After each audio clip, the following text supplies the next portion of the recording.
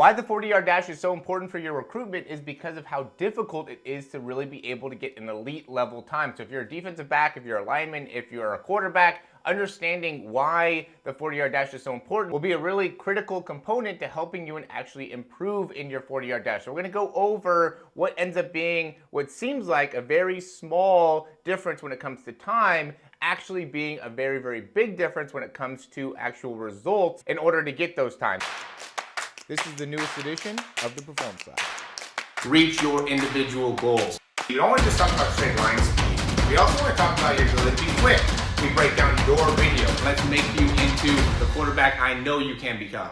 So I recently saw somebody that was talking about the 40 and how the difference between running 4.4 and 4.6 is so small that you really don't end up needing to worry too much about the 40-yard dash. And the reality is somebody that would say something like that is somebody that obviously doesn't truly understand speed development and how important and how difficult it is to truly run faster. And so what we're doing here today is I'm going to go over a wide variety of different scenarios for you to help you understand what ends up being the big difference between people that are running 4.4s and people that are running 4.6s, and why that ends up being such an attractive thing for NFL GMs or NFL teams, as well as even college teams. And we'll go right into some of the information here. The first thing that we're going to start off with is going to be the first 10 and really understanding the acceleration when it comes to 0 to 10 yards and how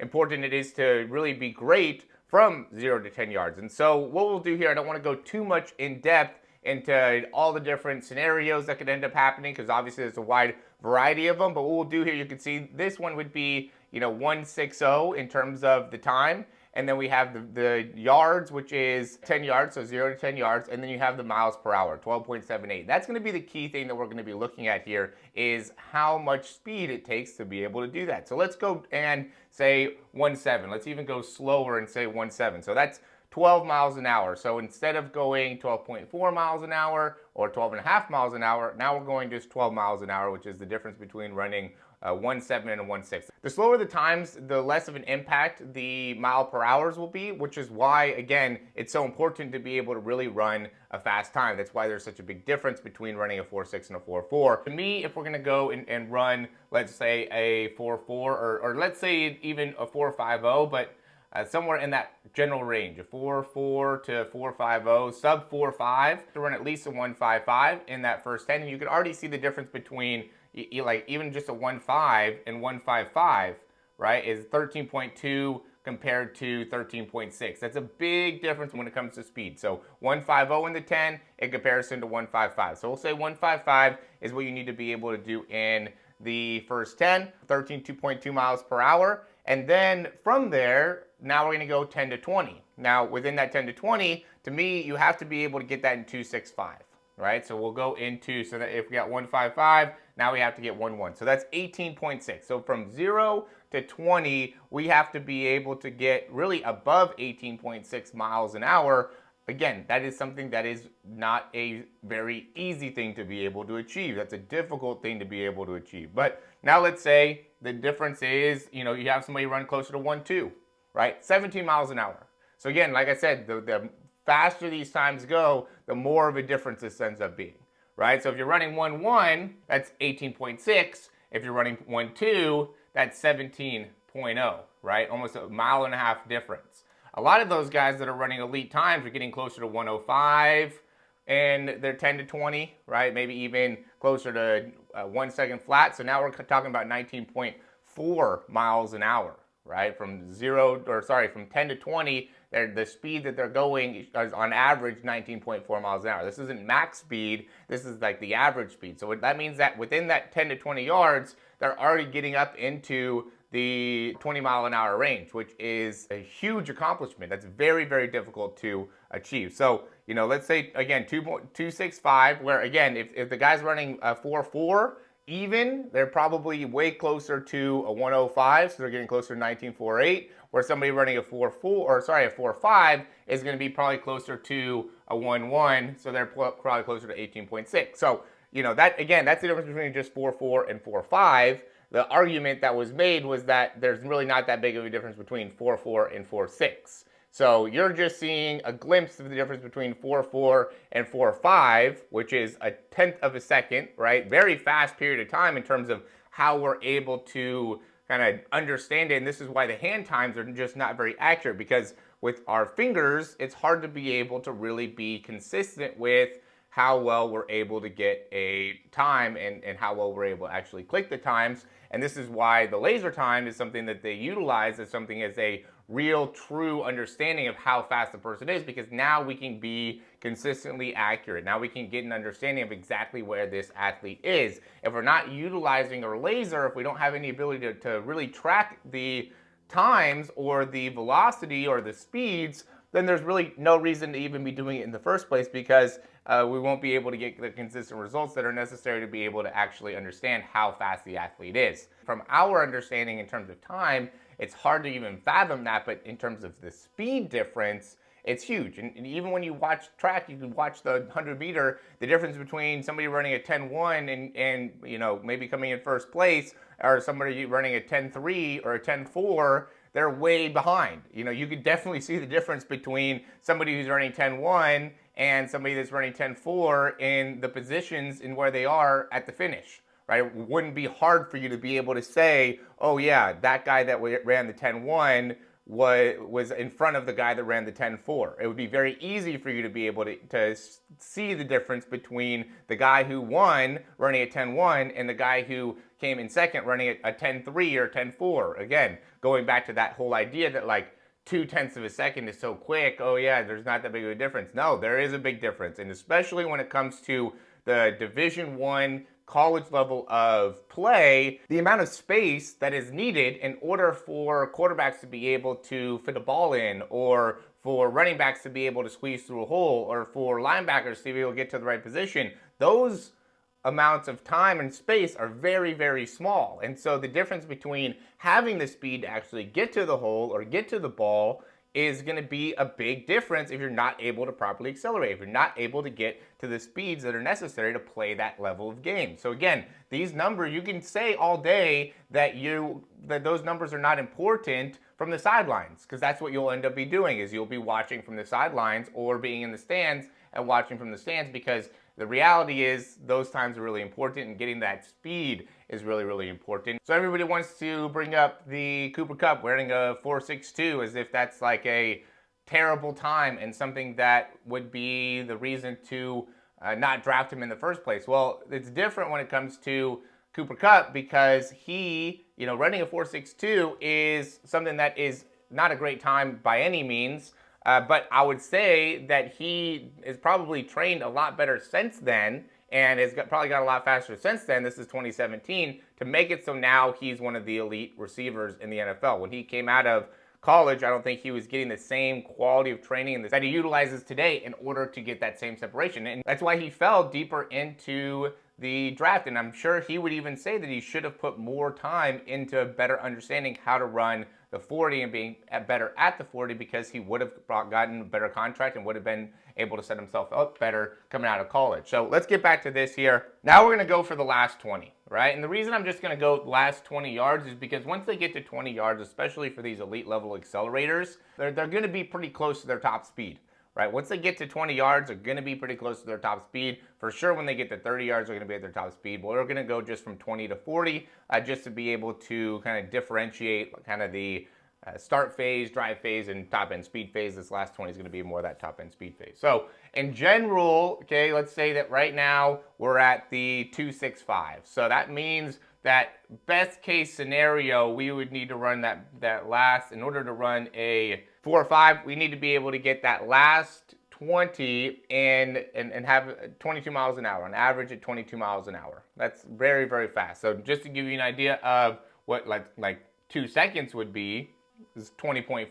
So that would be a 4.65. If they ran the 1.55 in the first 10, which would be 13.2 miles an hour, if they ran then the 1.1, which would be 18 miles an hour from 10 to 20. Now we're sitting at 265. In order to get to that last 450, we would need to be able to get into the 22 miles an hour. You know, if we get 2 seconds in that last, and this is still not a bad time, right? Being able to run 20 miles an hour or 1 second per 10 yards, it's very respectable. That'd be 20.4, right? That's, again, that would be the difference between running a 4.65 in comparison to if we were to get into the 4.50 times. Now we'd have to be running 22 miles an hour. Now let's go and take a little bit of time off. Instead of running 1.5, let's say you ran, or 1.55, let's say you ran 1.52, right? So then that's going to be 13.46 in comparison to 13.2.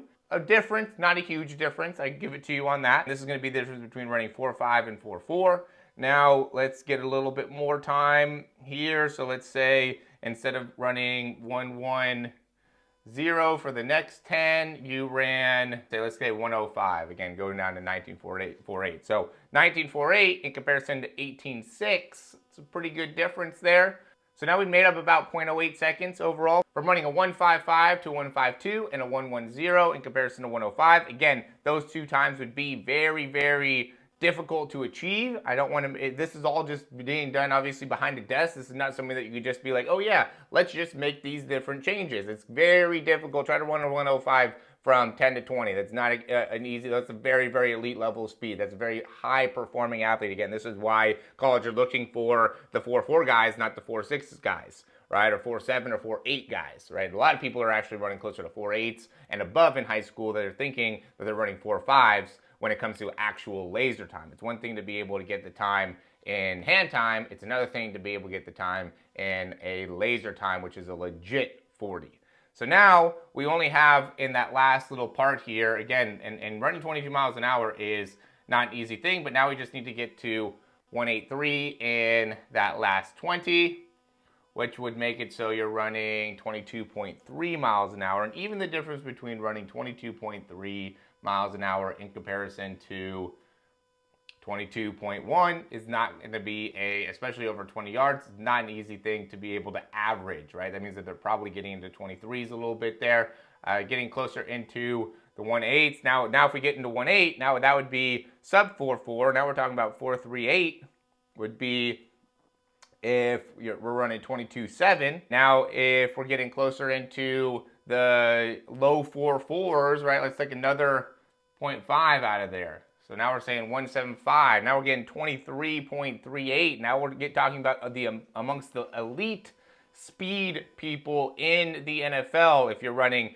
23 miles an hour, especially if you're able to average 23 miles an hour, again, that means you're probably getting higher at times and at times maybe being a little bit lower over the course of 20 yards. So now you can see how fast that, I mean, running 1.75 in that last 20 and running 23 miles an hour, that's somebody that's absolutely moving, right? And this is why somebody recently made a comment saying that being able to get into, or he's been able to see people get into like 25, 26 miles an hour by the time they get to 40 yards. I just can't see that being a reality, because that would be closer to like 1.6, right? Like being able to get that fast within the first 40, you have to build, right? Being able to get 25 miles an hour is definitely possible, but that's something that we see a lot of times from these 100-meter guys that are able to build that speed for a long period of time and are able to really get into that drive phase for a lot longer. For the 40-yard dash, you have to really accelerate through your drive phase at a very, very high rate to be able to get into your top speed a lot more effectively, where when you're running the 100, you're able to build speed a little bit better, which makes it so now you can get into those higher speeds. So I just want to give you guys a little bit more information of why the 40 is so important. Like, this is why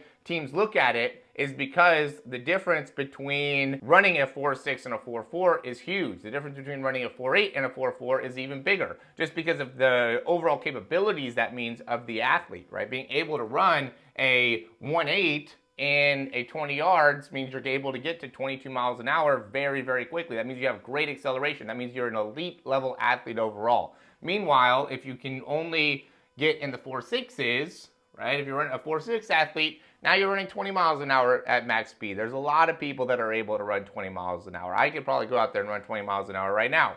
And that's just something that is not a super difficult thing to be able to achieve. I'm not saying that as, oh yeah, it's easy, right? It is something that you have to be able to develop speed for. It is something you have to understand how to be able to run, the mechanic, and or have great genetics. Like, it's not something that you can just go up and just get off the couch and just run 20 miles an hour. But at the same time, it's not something that is a super needed necessity within an NFL organization that has the ability to get any of the top athletes in the world, or an elite level college program who's able to get the best athletes in the world, right? If you're going to be spending tens of thousands of dollars just to have this athlete come to your school, and that doesn't include all that is given to the athletes when it comes to meals and housing and equipment and apparel and and flights and hotels and all the things that these guys end up doing when they're traveling.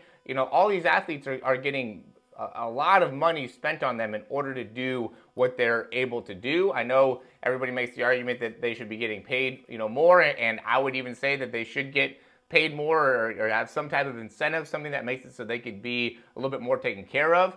But they also need to be able to understand that what they're given is something that is a very unique opportunity to be able to get an education for free. There's so many people that would love the opportunity to go somewhere like a UCLA or Stanford or Notre Dame or Northwestern. Like, these are very prestigious schools. Even Alabama, Georgia, be able to go there for free, be able to get on a football team for free, get all these experiences for free, right? These are all things that these guys are able to get, and this is why getting a scholarship from these places is such a difficult thing to be able to achieve, is because they have the opportunity to hand pick the most elite people in the world, really, but definitely within America, which is really where football is primarily played. Every once in a while, you'll see a guy get a scholarship that's outside of America. But the reason that the 40 is so important and why these coaches and GMs and people look into the 40 with such a huge impact on what it is they're going to do from a draft perspective or for a recruiting perspective is because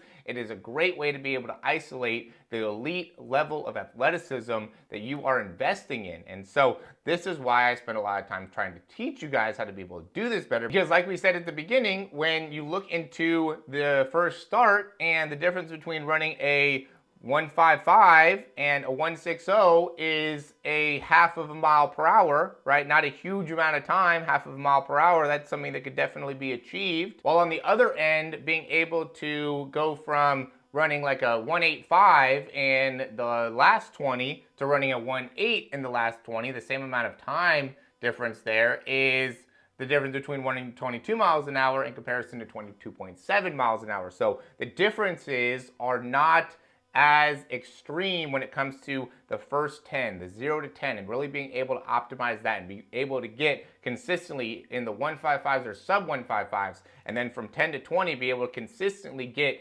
sub 1:1, put you in such a great opportunity to be able to at least run a respectable time. If you could at least get in the 4.6s or high 4.5s, that is a respectable enough time to be able to make it so that won't be the reason that you end up getting recruited to the next level. But if you're starting to run above 4.6 or in the high 4.6s, that could end up being such a negative that teams will look at that and say, I don't know if that's somebody that I want to invest into. So that ends up being why the 40 is so important. That ends up being why I make so many videos on it. That's why it's such an important thing for you to be able to invest your time into. And as always, if you like the information, go ahead and click that thumbs up down below. Subscribe to the channel. If you have any questions, comments, or recommendations, you can leave those down below. I'm going to go and release a couple videos on the 40 after watching and seeing and hearing about this audacity of how the 40-yard dash is something that is not super important and is not something that can predict your success and blah, blah, blah, blah. And yes, you're not going to be able to 100% say that just because you ran a 4.6 that this person is not going to be good in the NFL. But if you're a receiver and you run a 4.8, you are not going to be good in the NFL. If you're a receiver that runs a 4.7, you're not going to be good in the NFL, especially not today. I know that people say that Jerry Rice, I think, ran like a 4.8 or something like that back in the day. But that was before everybody really invested into the 40-yard dash, how they do now. And even Cooper Kupp, when he ran the 4.62 in 2017, everybody wasn't as invested into the 40 as we are today. Right now, I feel like is such a great time when it comes to really being able to help you improve your 40-yard dash, whether you're a high school athlete or a college athlete. If you want to find out more about that, how we can help you in being able to run a better 40, go ahead and check out the description down below. There's a lot of great options that we have for you there. Again, as always, thanks for watching the videos. We'll talk to you soon.